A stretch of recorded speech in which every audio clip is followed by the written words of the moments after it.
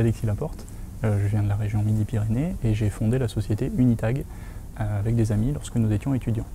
Unitag, à l'origine, c'est un générateur de QR code. Donc on permettait aux entreprises, aux associations, aux particuliers de créer des QR codes et de les associer à des sites mobiles. Donc c'était en 2010. Aujourd'hui, on va plus parler de sites mobiles, on va parler de scénarios. Donc on va par exemple permettre de créer une enquête, de créer un jeu, un tirage au sort, une chasse au trésor, de créer un système de bons de réduction qu'on va aller appliquer en magasin. Donc on peut utiliser différentes technologies. On a le QR code, on a le sans contact, la NFC, on a la reconnaissance d'image.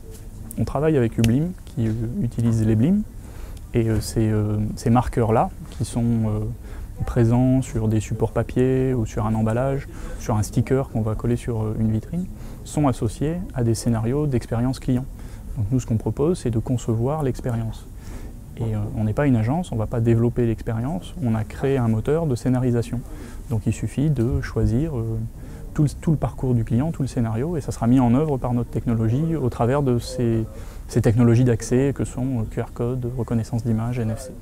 Alors on a beaucoup de références clients, on a quand même une chance, c'est qu'on a passé 2000 clients depuis 2010. À l'heure actuelle, on a beaucoup de grands comptes en France, mais aussi à l'étranger. Donc notre stratégie depuis un an, c'est de dépasser la plateforme SaaS et d'aller à la rencontre de certains de ses clients lorsqu'on trouve que ce qu'ils font de la plateforme est intéressant, pour leur proposer des plateformes sur mesure qui répondent exactement à leurs besoins. C'est ce qu'on a fait avec le groupement Les Mousquetaires par exemple, sur une plateforme de gestion de tag 2D, et de créer des scénarios aussi un peu plus adaptés que ce qu'on propose sur la plateforme. Donc ça, c'est le développement commercial en France qu'on fait. L'autre opportunité, c'est à l'international. On est présent dans 50 pays, on a au moins un client dans plus de 50 pays. C'est de se développer sur ces marchés en augmentant la visibilité de notre plateforme et le nombre de clients sur ces marchés-là. Donc en termes d'investissement, on a fait une levée de fonds d'amorçage en 2013 qui nous a permis d'augmenter l'équipe. Aujourd'hui, on est 10 personnes. Aujourd'hui, notre produit est vraiment très bien et on manque un petit peu de force de frappe commerciale. Donc ce qu'on cherche à faire, c'est d'avoir une très belle année 2015.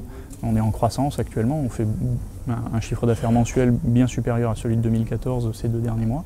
C'est de lever des fonds d'ici la fin de l'année, principalement pour augmenter le commercial et notamment à l'international.